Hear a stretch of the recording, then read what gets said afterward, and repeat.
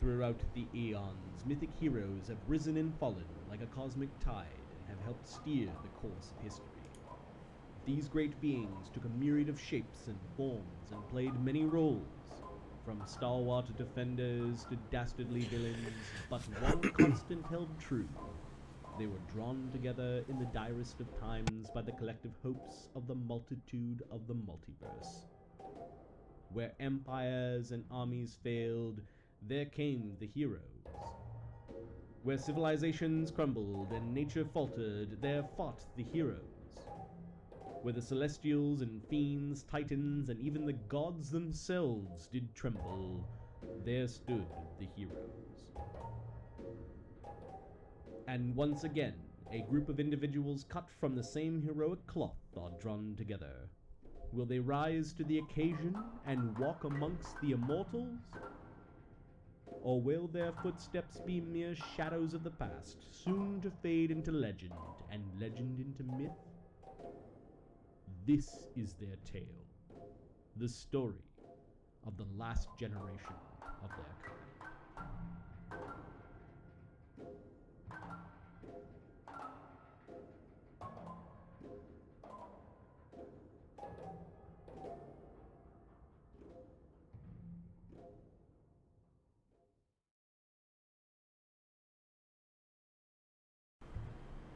Power Rangers enemy, but whatever. Good afternoon, everyone, and welcome to DieDragonDie Presents The Legends Campaign. I'm your host and not a plague monkey this week, and DM, Marty. I'm joined by my fellow friends and gamers. How was everyone's week? Good. Hey, it wasn't meh, so that was good. I was trying to keep the variety up there. My kids were sick all week, so I was working at home with them. And then I think I have a broken rib. But my fellow gamers who are not doctors think it's not broken. That's the reason why we're a little bit late today, is we were waiting for Ahmed. Of course, this game, Yes. episode 5, episode 5, is the backstory of Lemmy-O, which is Ahmed's character. And so we were all sitting here, kind of, twiddling our thumbs, waiting for the guy who's got the spotlight on him to arrive. I've got a broken rib, you got to be careful now. Don't push me, I swear I'll bleed all over the place. How did you break your rib? Before we begin, we'd like to apologize to the people of Ireland. All of Ireland. Oh, right, yeah. The entire Ireland. So episode 2 was all of Asia. Episode 3 was the British Isles. Or that was episode 4. Episode 3 was all of Asia. Episode 2 was, I don't know, anyone who's medieval. I'm not sure. Maybe. Yeah, I gotta watch out for that medieval demographic that's out there. If you got, if you got offended, we're sorry. No, I'm not. Fuck you. If you're offended, fuck you. That's what I got for you. Your language, Adam. You have to be careful for Adam's language. I think it's important to remember it's a fictional world, so technically speaking, the accents are fictional as well, only That's based correct. off of. Right. Dear elves and It's all leprechauns, we're sorry. So we're not doing it wrong. We're just like you. Nice. If you're an elf and we offended you, we don't care. If you're an orc and we offend you, we're really sorry. How did you bust your rib? Or hurt your rib? I was playing airsoft today, and I was going prone, and the magazine hit the ground before I did, and it went right into my gut. Ooh. And we were playing indoors, so that ground hurt. Did not give. Concrete was solid. Did you get solid concrete? Did Good quality. you get shot while you were down? Did somebody just go, ha, run by you and shoot No, you? no. But I couldn't breathe for a good 10 seconds there. Okay, so you didn't get coup de oh. grace. Okay. It was I above fumbled. the. I rolled 2 1s. Critical fumble. Adam, how was your week? Minor con condition. drain. It was good. It was good. Things are going well with work. Friday I moved a bunch of stuff that was heavy, and I was like, oh god, I'm out of shape. But yeah. I fixed my ass cheek and I saw the new Captain America movie. Oh, Ass cheek fixed. Is that good? Captain How's it? America, awesome. So Nice. yeah, there we go. Cool. No spoilers. Yeah, was it any good? No spoilers. There's a civil war in it. Captain America shows up. It was pretty good. Thanks. Isn't that in the title? Shush, it's a spoiler. I would recommend watching refreshing your viewing of Winter Soldier before watching it. I did. I saw it 2 days ago. Yeah. So there's a It's on my winter list. and a soldier in the other movie? Correct. There's a soldier of Winter who you Captain might America have is also in this one. I love this naming scheme. So Instead of referring it to as Marvel 2013. so tonight's episode would be called Tree Leprechaun. He's Irish treeman. Yeah, tree leprechaun. It would be Lemmy-O, the big tree. So why don't I start with a recap of what happened last game? We didn't quite finish the backstory for Isilden, so we're actually going to start tonight's adventure with sort of the final scene as Isilden's running around the bush going nuts, kind of being one with the wild.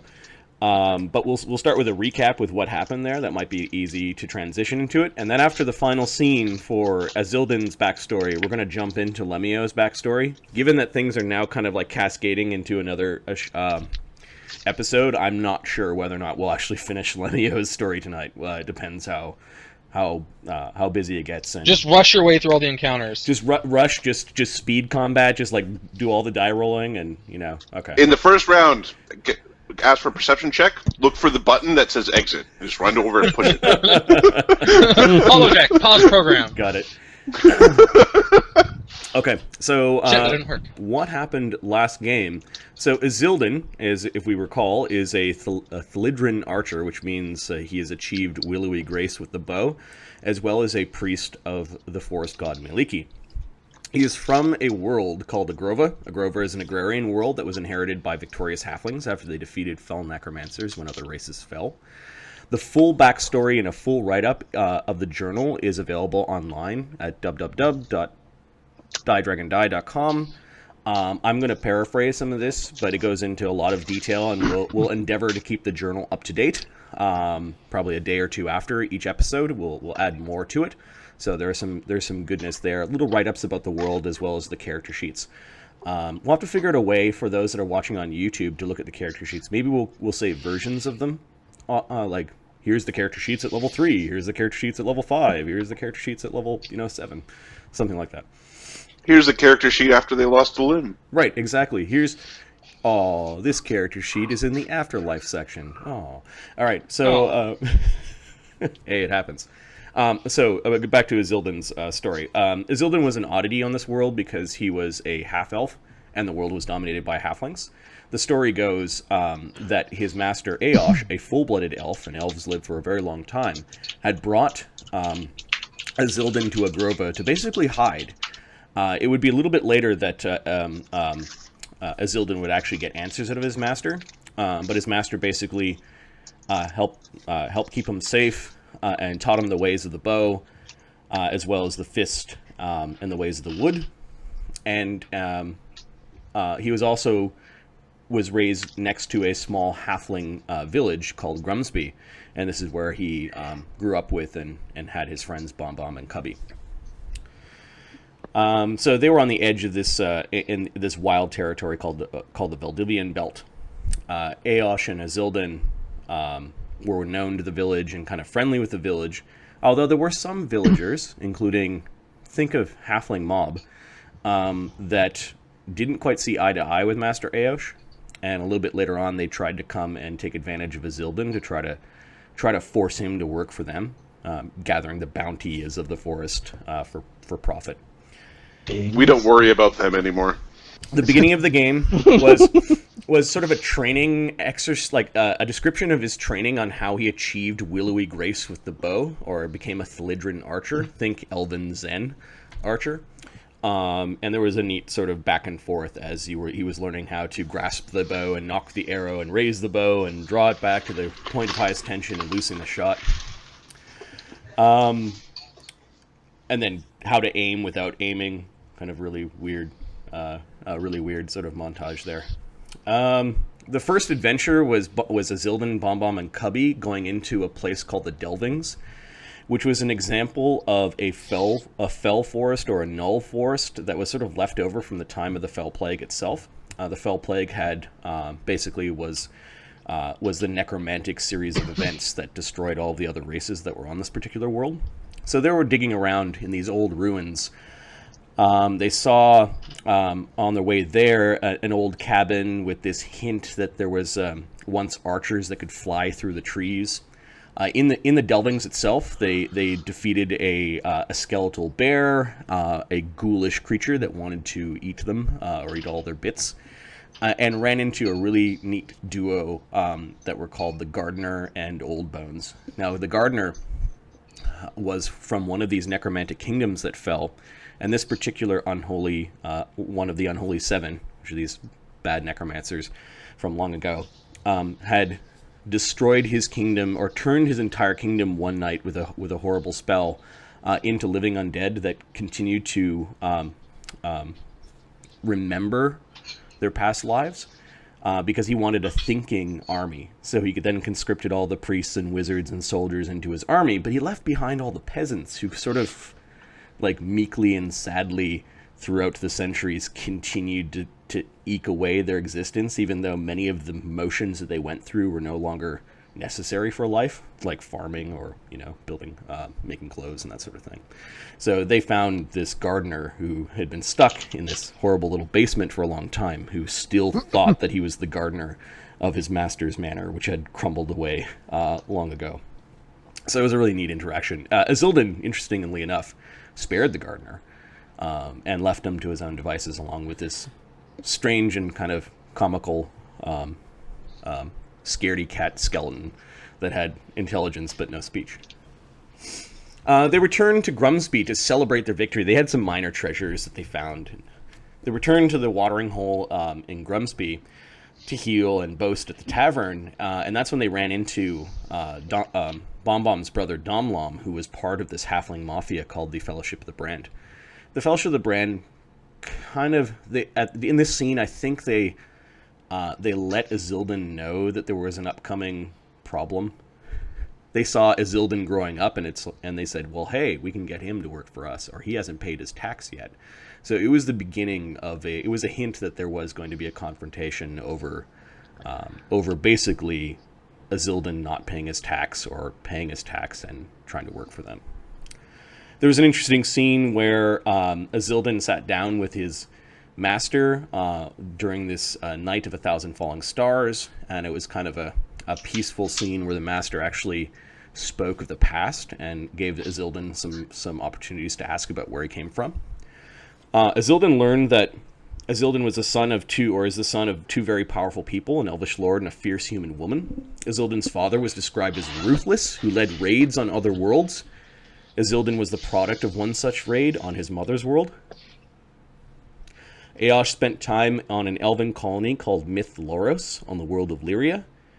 Eosh was born on a world called Crucible, which was ravaged by dragons, and he and other lucky elves moved from Crucible to Lyria to escape the dragon-wrought cataclysms. Eosh took Azildan to Agrova to hide him from those that would seek to corrupt him or use his powers in fell ways. So this is kind of hinting that Azildan is special. Eosh... The Dragon-wrought cataclysm is also epic as fuck sounding. I want to see that. Yep. Can we have another one?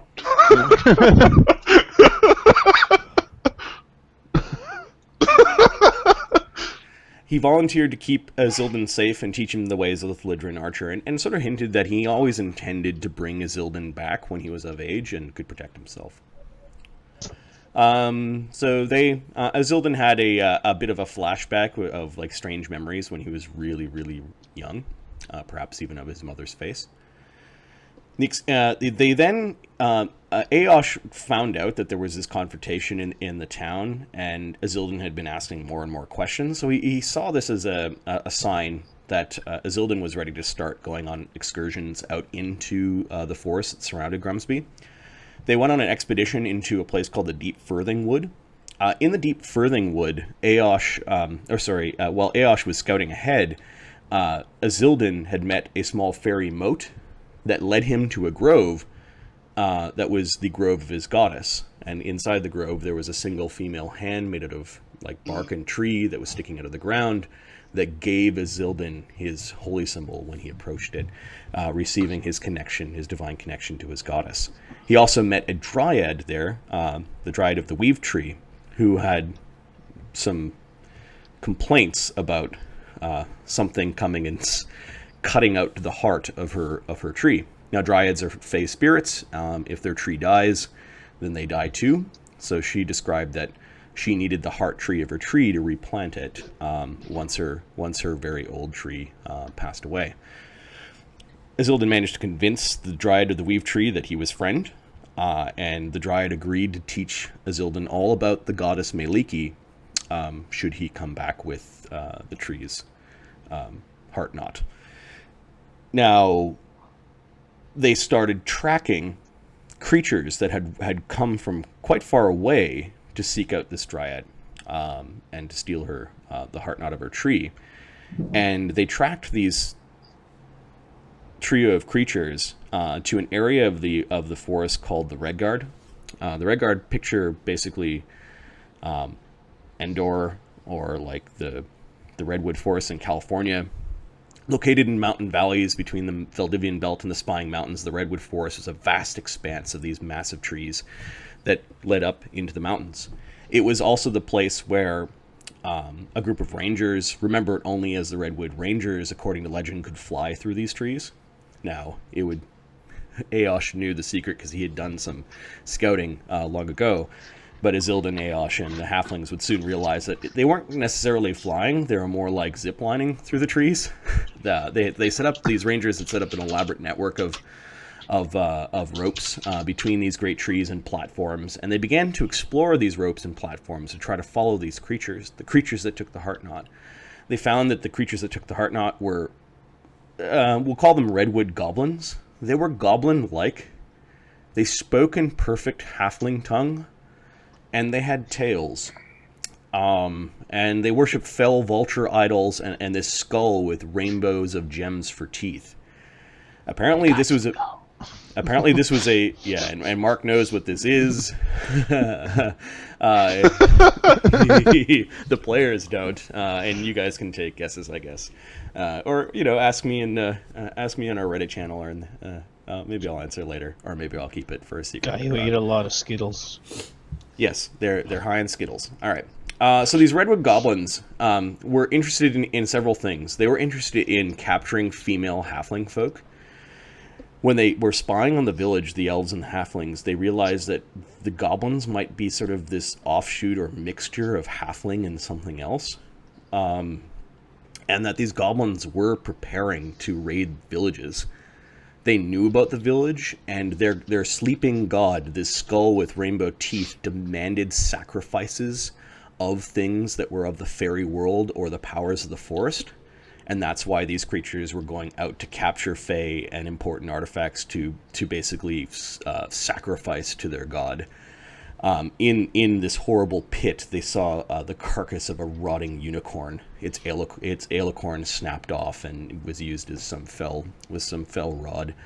Now they knew a lot of these things because the one of the goblin shamans was proselytizing to the crowd, sort of whipping them up into a frenzy and kind of spilling the beans, if you will, about what they were all about when they were given the sermon.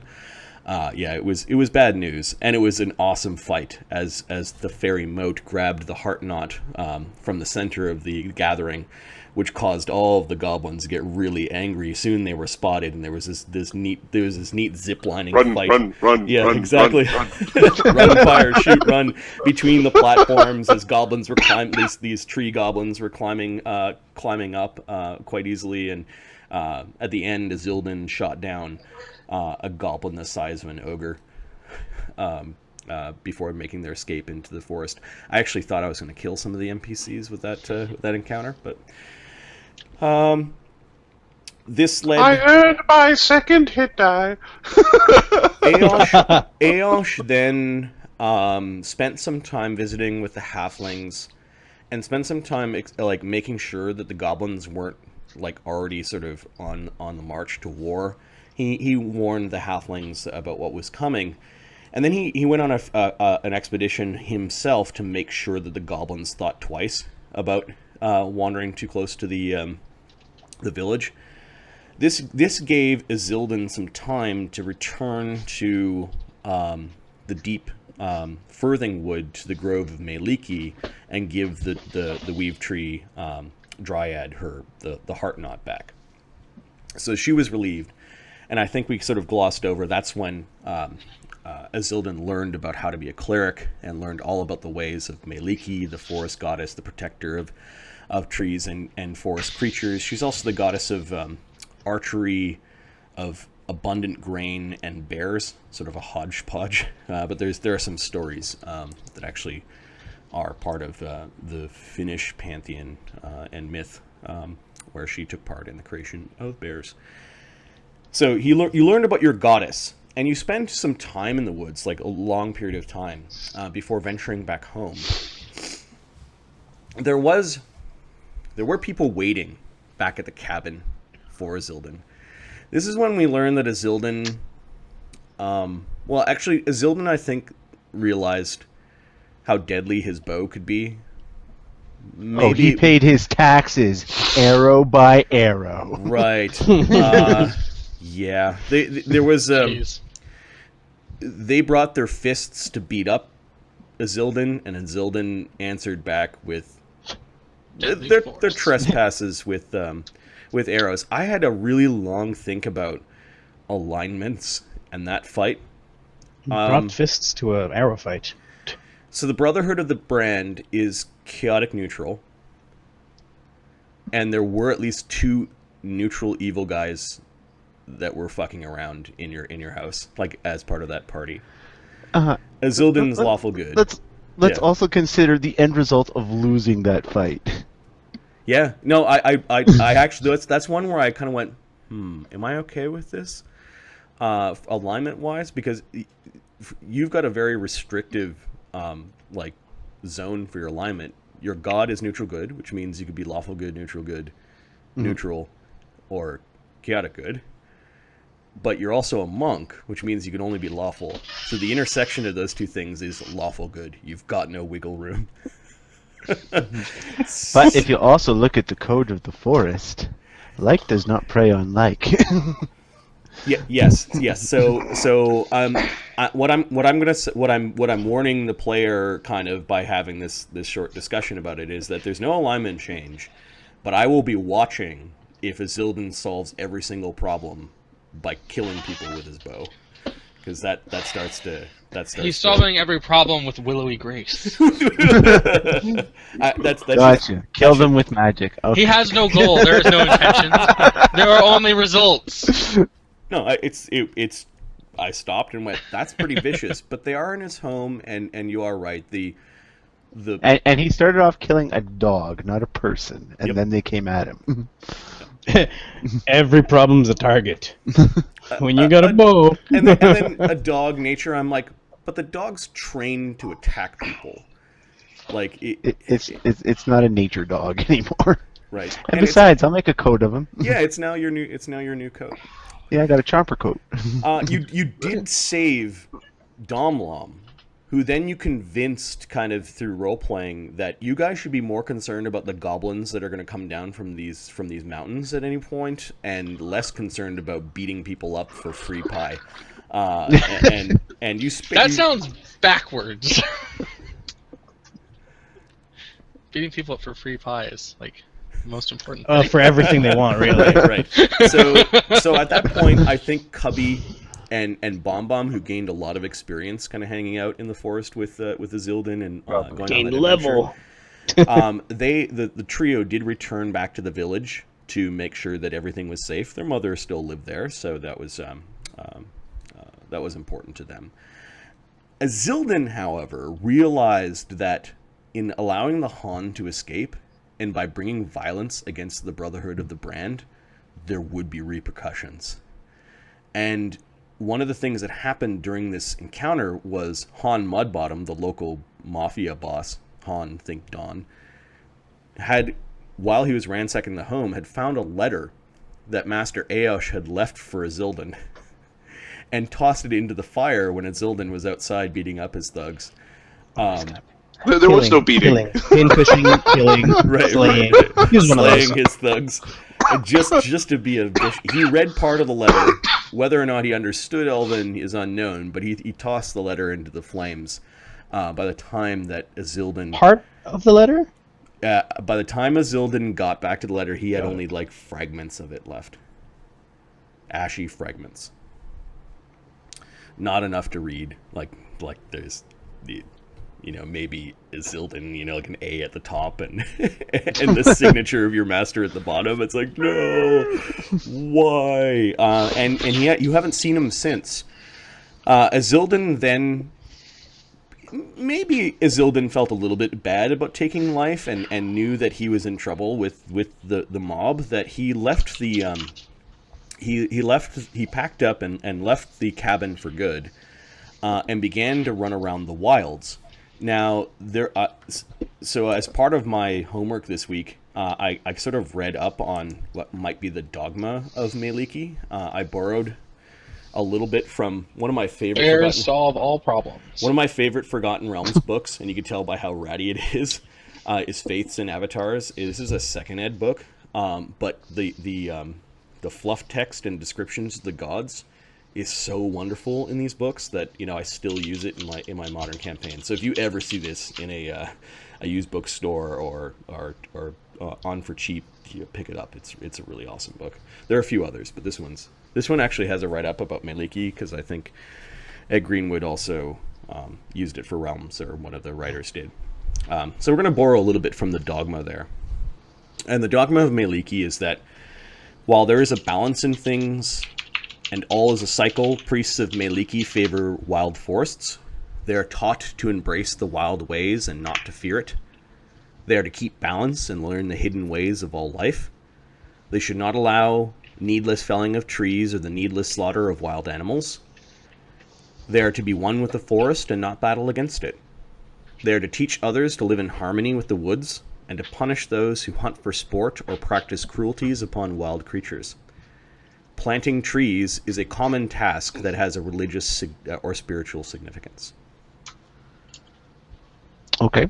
So that's kind of like the basic flavor of what it means to be a Meliki priest. And I could paste that somewhere. Actually, I'd appreciate that. I pasted it at the bottom of the deity description under party pages on OneNote. Yeah.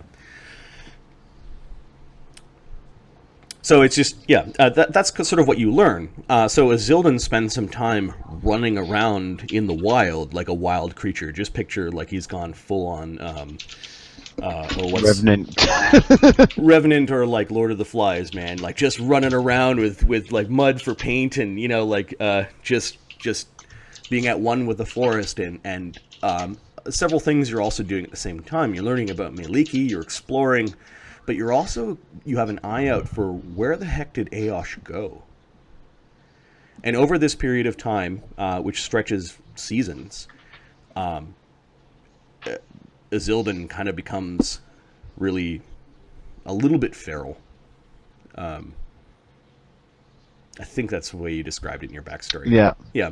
Oh, by the way, for those that are watching, so what I've done for the backstories is the players gave me the common, bullet point notes of what they wanted for their backstory. And I looked at some of them and said, you know what, some of these would actually make great stories. So that's the reason, or the impetus behind us playing through the backstories, was I looked at them and went, wow, this is kind of neat. If we're going to have a really long campaign that will last, dozens, if not up to 80 games, why not spend one game a piece going through the backstory of the players? So that's kind of why we're doing it. So Azildan, so let's resume the game where we left off. We got to the point where we left off. You're running around in the wilds, going nuts a little bit. Okay. When one day you were actually tracking a really young dire boar. And you were, didn't I? I just get ballsy. Okay. You were tracking it because you wanted to see where these big animals lived and where they went. And you're in the deep Firthing Wood, you've been tracking it. You haven't been attacking it because you're not too sure if you could actually bring it down by yourself. Like, you're kind of running around following it.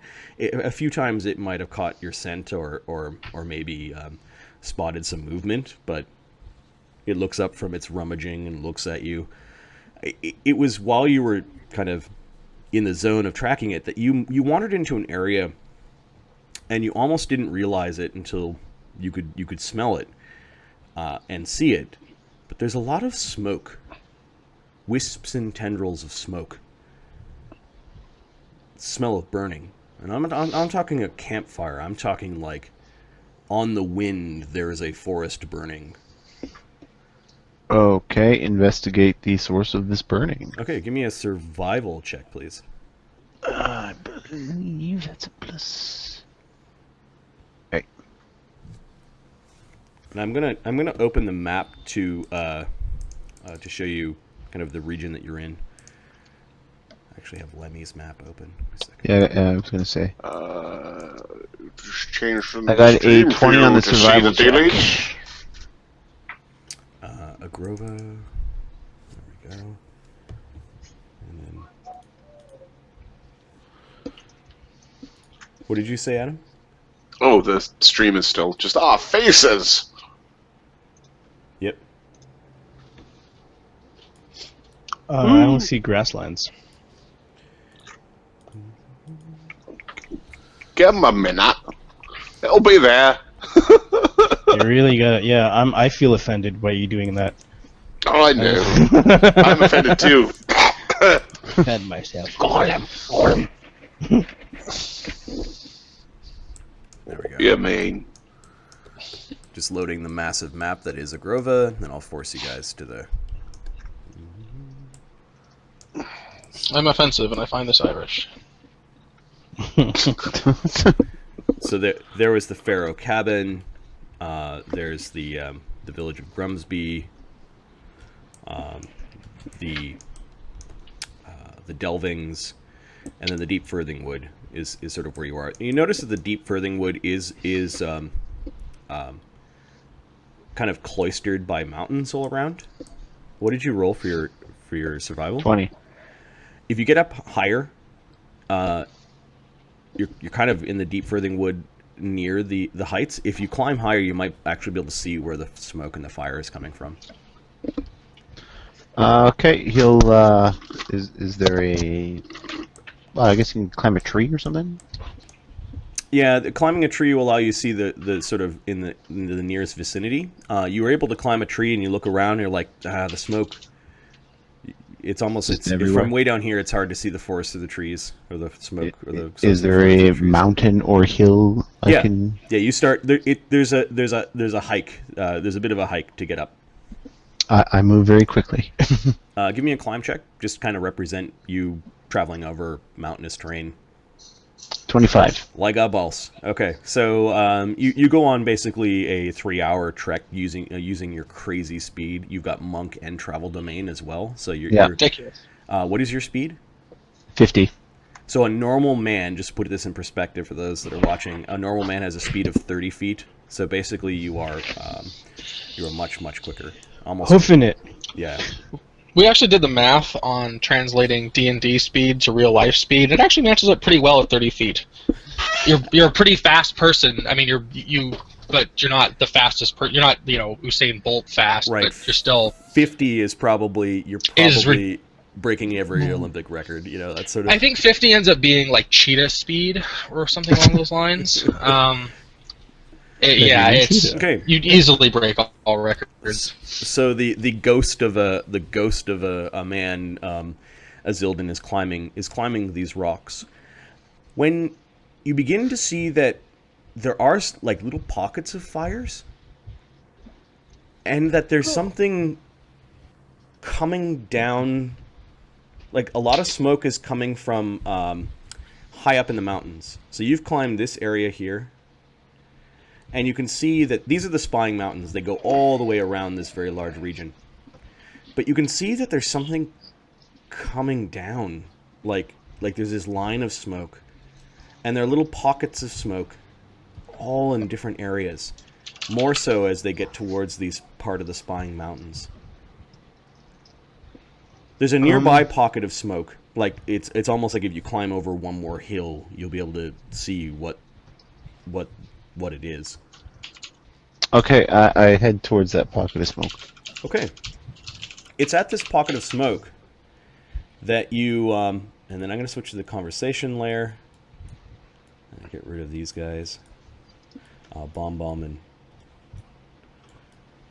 When you hear a commotion. Zildin, what languages do you speak? Speaks Elven, Low Groven, and Hin. They are speaking in Elven for some reason. But their voices are low and growly. And I'm going to put some tokens down. What were the names of the draconic things that you guys created? Ash Shine the Good. Ass Shine? Ash. Ash.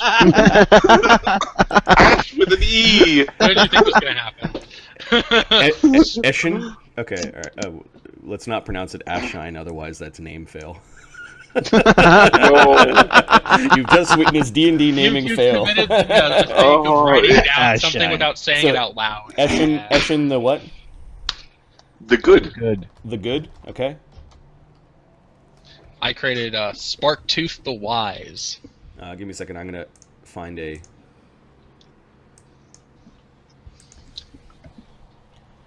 good token for this.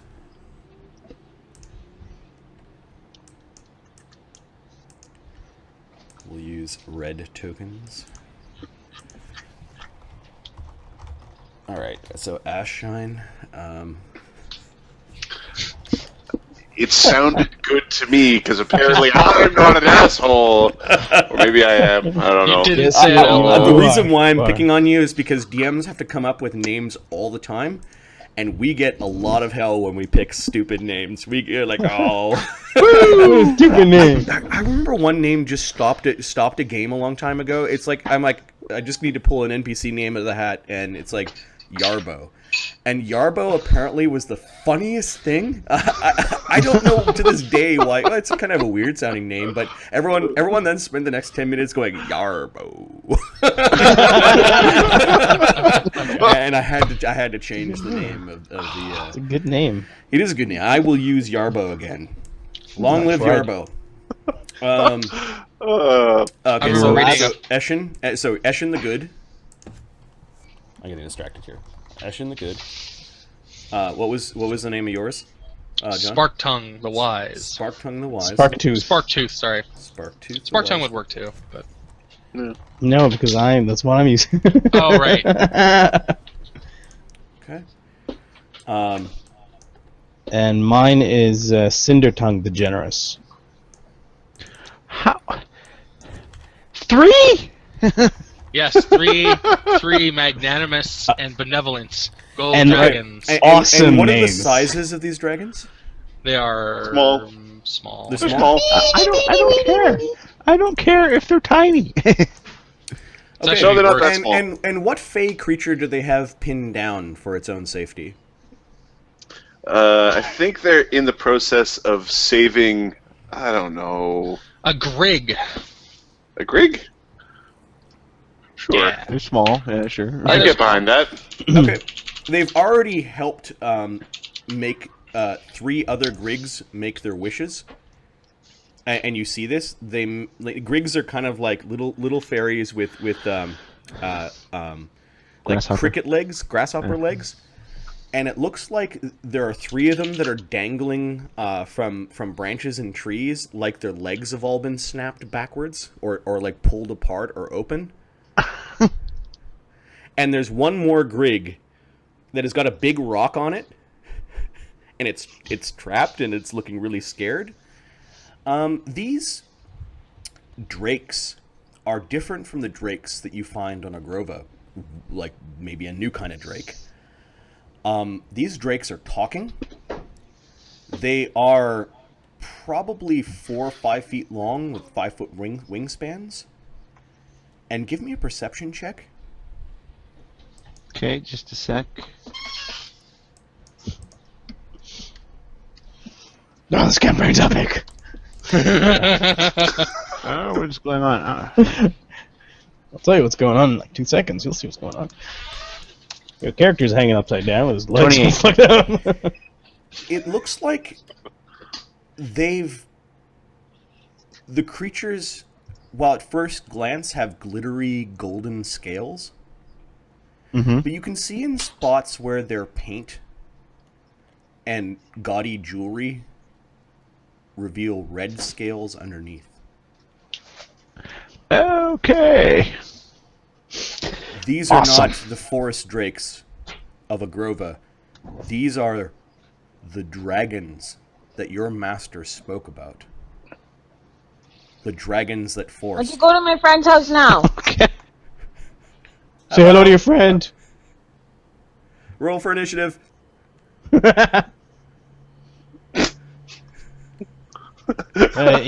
He's already rolling an initiative right now. he's already in a combat. Mommy gotta get her drink on. Okay. After I kill the dragons, honey. Or they kill me. Fighting dragons, leave me alone. So That would be me. Okay. you hear them conversing. You guys are convinced that these Griggs must have by now wished for gold. And you want gold because this makeup stuff keeps on falling off. And what you guys really want is to melt gold down so you can paint yourselves with it. But we saved you. Time for gold. Give us the gold. We are so good and wise. Give us the gold. Give us gold, sis. Gold. Okay, they are demanding gold of the Grig. Come. We saved you. Gold is not paint cells. Why you trust Sparktooth? Get the gold. Zildjian just reveals himself. Much wiser than Bugwat. Excuse me. You seem to have my little friend there under a rock. Snixes. The tall manling must be here to give patronage to us, the great gold dragons of the forest. Yes. It would be wise thing to do. You notice that Very the wise. clearing of trees that they're in, Don't interrupt me. all the trees have been singed by fire, and there are little tiny like bits of fire all around. No wonder there's forest fires if people are setting fires this way. Yeah. You seem to be doing a lot of damage there with your fire breath. Appreciate if you keep that to a minimum. I don't know what you're talking You about. stop breathing. The fire was here before we got here. You stop breathing. We saved these creatures from Stop the breathing. fire. You stop breathing. Says the little Grig. Thank you. We are helping you. Yeah. He looks saved. Sure. So what He's is it very you look? small. The rock keeps him from blowing away into the fires. Yes. Rock no burn. Much safer than living grass. What is it you're looking for from him, anyway? Well, we saved know- him. He has to help us with make gold. He's very, very big wish gold. Ashen, don't tell him about the gold. Yes. Brings us gold, yes, you does. Don't tell him about the gold. Well, I know where there might be a whole lot of treasure. Tell us about the Yes. gold. Guide us, you wills brings it. Well, it's a ways away, but probably worth the trip.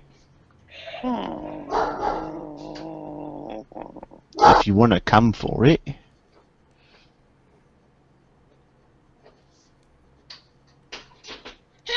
How much? How much treasure? Well, I only heard stories, but I heard it's quite a bit. Left over from the last of the civilizations and all.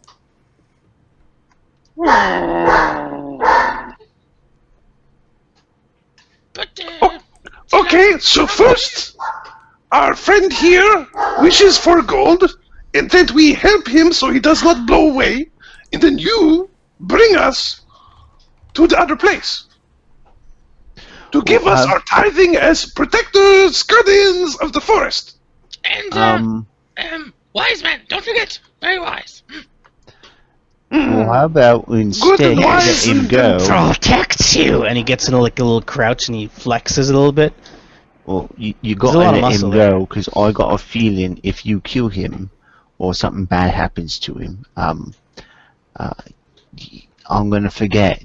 Due to the trauma in my head, which is a terrible lie, of course. How smart. Terrible lie. Sense motive. Yeah, I'll send Yeah, I got a 9. Go for it. Yeah, hold on. Huh. 13. I don't think I trust you. This one's not telling the truth. Something's not right. 26.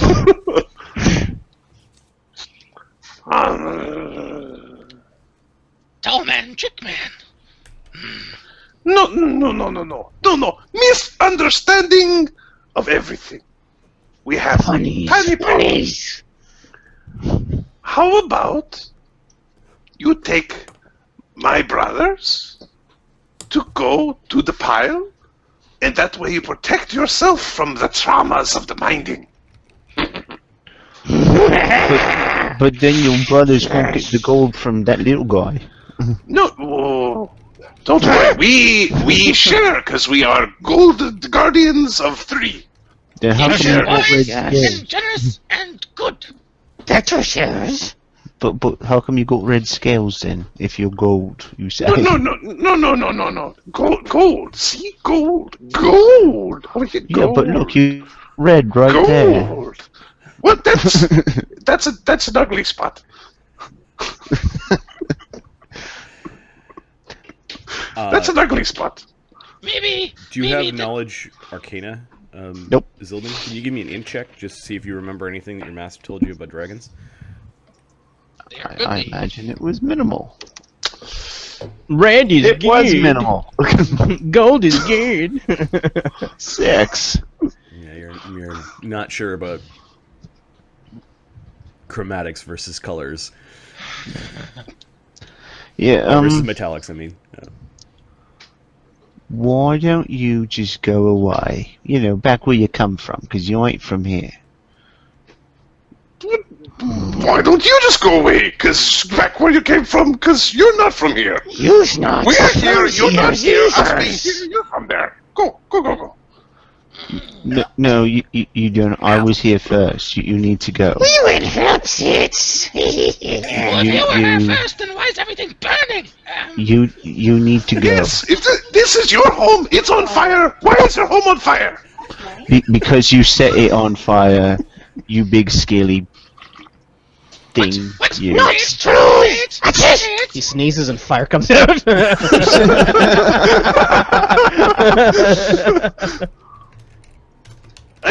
We are scaly. We are dragons. Scaly kind is good. He's much I am the good. best. Dragons were supposed to be big, though. My name Nice. is Ashen the Good. Why would I be called Ashen the Good if I wasn't good? Because you named yourself that? We must. That's part two of the wise. He must be wise. He's called the wise. He's coming. Well, I am Isildur the All-Powerful, so He's now coming. go away. Buildings. Because I am all-powerful. Supports his hymns. Brings us gold. Yeah, alright, he's not going to Yes. give you none. Like, figure it out. Shimmer's coming. He's I thought coming. you was... There's a fell shift to the wind, and Isildur, at first you thought they were fireflies, but then you realize that the wind is kicking up gusts of little tiny Embers. embers of fire. He comes. like Butches! you're smelling smoke, like dense smoke, and these little fires that are around you is not what is causing it. How many more of you are there? Give up secrets, bug person. There are only the 3 brothers Gold. Sans And we are them. Wings flap over. We're fresh artists! Sense motive. Yeah, go ahead. Is it plus 10 or plus 9? Hang on. Nice, you got wisdom. Yes. 9, 10, 11, 12, 13, 14. 21. I guess you have to beat the worst of us. So you don't know. I am a good speaker. I didn't say anything. All I said were viciouses. Oh, somebody. Well, given what they did to fairies and the fact that they're lying about setting fires, You have no proof. That's racist. Racist against scale. they seem like they're really happy. Like this is a good day for them. And they seem completely unfrightened by anything. Is there a bigger one of you around here somewhere? Singertongue is the biggest of the 3. Singertongue is the biggest there is. A shimmer's coming! I had to flapjack. Lays around. No, just us. Oh, you know what? I'm gonna just go find the big one. I'm gonna follow the smoke and tell him or her how much gold you've been collecting. How about I do that? Yeah. No.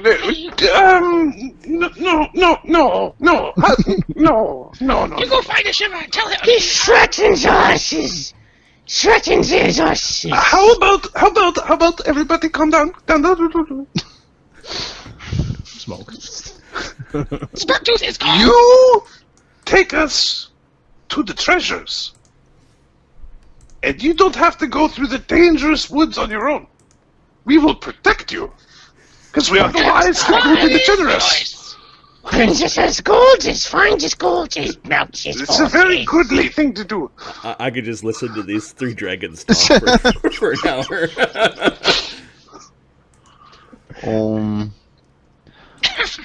You let him go. Yeah. Yeah. And then you take us to treasure. Yes, and then I'll take you to the treasure. Once you let him go. I sense motive harm. Oh no! He actually intends to take you, depending on how. To treasure? To well, boy, he thinks there's treasure. He's not positive. Figures probably treasure around there somewhere. We're gonna go around that corner. Oh, there's no treasure. We've arrived at Fort Knox. I'm gonna take you to the gardener. Found something there. Probably something else.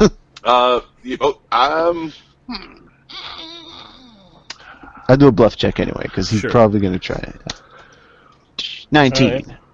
Nice. That is like an epic roll, considering you're minus yeah, 1. Unfortunately, yeah, I know. It's hanging around all those halflings, right? No, all the he's line lying. rubs up on you. He joins its against. So he's more concerned about saving the he wants to save. It's not like when somebody rolls a bluff check, you don't like. It's more of I immediately know what they meant. No. You just know that Something's wrong. Something's he's off. more concerned about it, and he might be tricksy. He's more concerned about the Grig. Okay. Please talks. Okay, he's brothers. They can noddle. He'll just say he's gonna talk in Draconic to the other dragons for a second. Okay. Stupid voice. Should I do this, or should I just like type it out? Go ahead and talk. That's fine. Okay. Draconic, hand to the forehead. Yeah. We let the bug person go and take Tall Man, and if treasure, take treasure and kill Tall Man, take things, and if no treasure, then still kill Tall Man, take things. Yes, but not kills, just melts. Paint it on my tails. Yes. Okay. Okay, it's the second. They're steaming something. He looks up at you. He looks down. Isildan, you're standing on this this 5 foot tall rock, like you're kind of Yeah. above where they are, as they're scrambling down below. Yeah, there's actually a glow now coming from the horizon, kind of in the direction where you saw the large quantities of smoke. All right. I'll Eshin make crawls you- forward and puts up a clawed appendage. We make deal. Shake, shake, shake, shake, shake, shake. Isildan shakes your claw. How much damage does the claw do? Like, what's the die? D3. Oh, D3. Oh, for a tiny one? No, it's a D4. It's D4. D4 on a small dragon. Oh. So. Yeah, you get a sense that, wow, these claws are sharp. And you get a good look at their teeth. Being All right. close to the thing. D16. I'll make you a deal. I'll make D60. you a trade. I'll trade you this, and he pulls out his quiver. It's magical. I'll trade it for him. You got any magic? Smells as it. Magic, good. Yes, yes, bosses.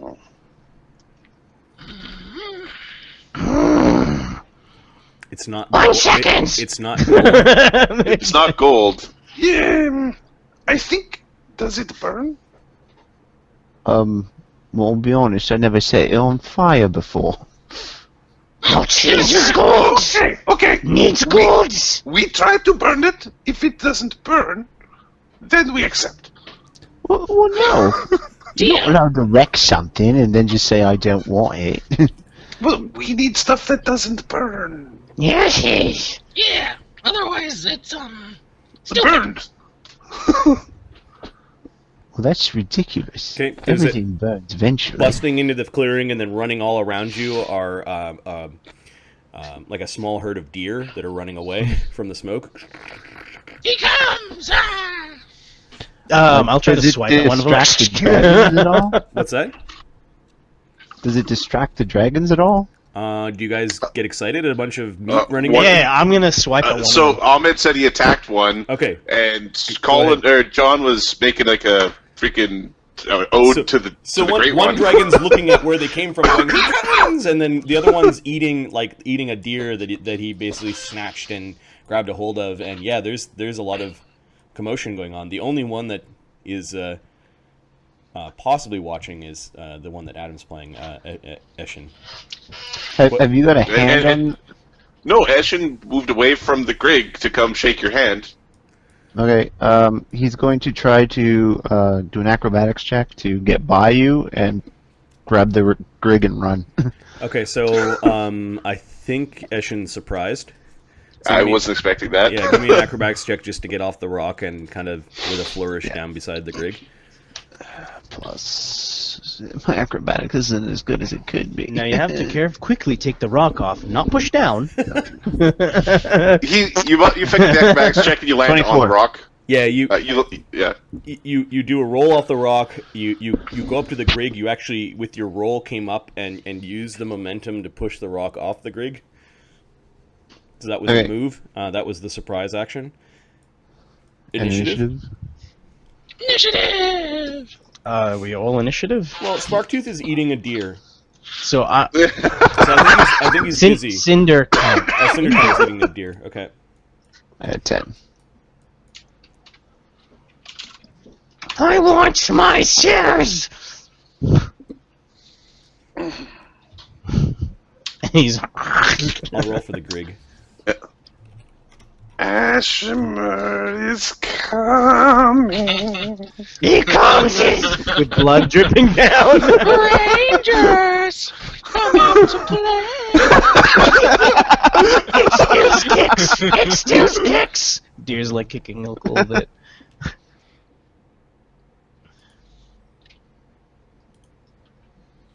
Okay. Oh yeah, I was gonna look up Grig, the initiative mod for Grig. Oh, I have them up. It's +4.